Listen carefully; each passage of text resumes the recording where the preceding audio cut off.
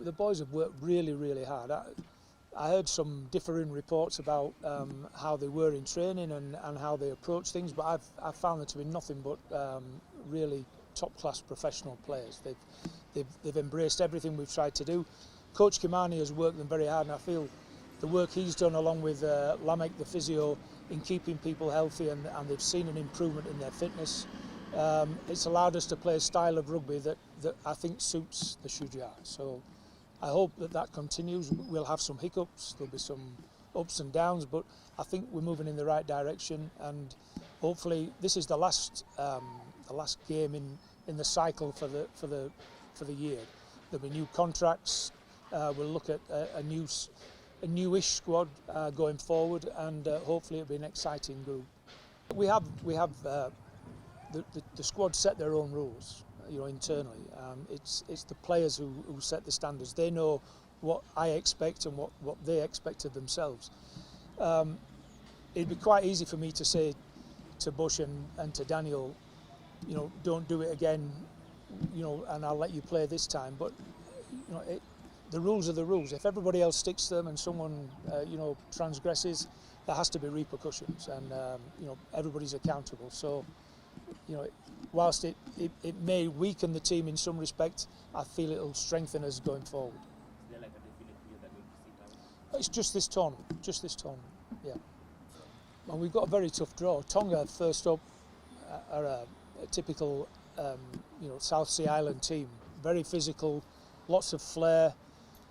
It's a sticky one. You could slip up quite easily against them, so we need to be focused right from the off. That then leads us into Argentina, which is a really tough draw, to get anybody. But we're confident that we can play. We're not going there thinking, oh dear, it's Argentina. We're going there thinking, what can we do and how we're going to do it to beat them. So, there's no guarantees, no promises, but we're really going there to try and make the top 8. So sat in on my talks with the players, we do have a tendency to beat ourselves at times.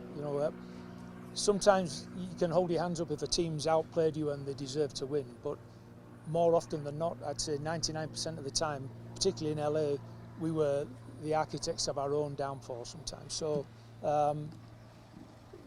that's the job of being a coach. You've got to try and work over time to eradicate those mistakes, and bit by bit we'll get there.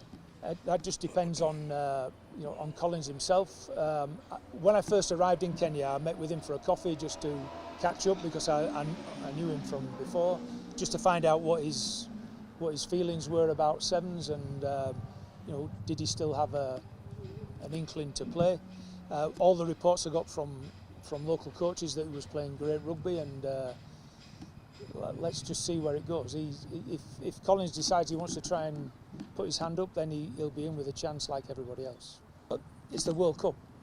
The intensity will be high, and it's a straight knockout, which brings completely different pressures to it. So there'll be teams from outside the top 16 who are going there to try and make a reputation for themselves, such as Germany and Uganda and Tonga, those sorts of teams.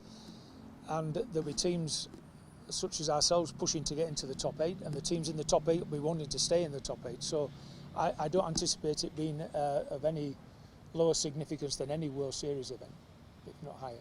Worked on the basic skills, which are still a work in progress, and there's no magic formula. It's just doing hard work and repeating. Being a coach is you have to do the same thing in a different way every day. There's only a certain way you can improve people, and it's just finding a way to do it that keeps everybody interested and involved.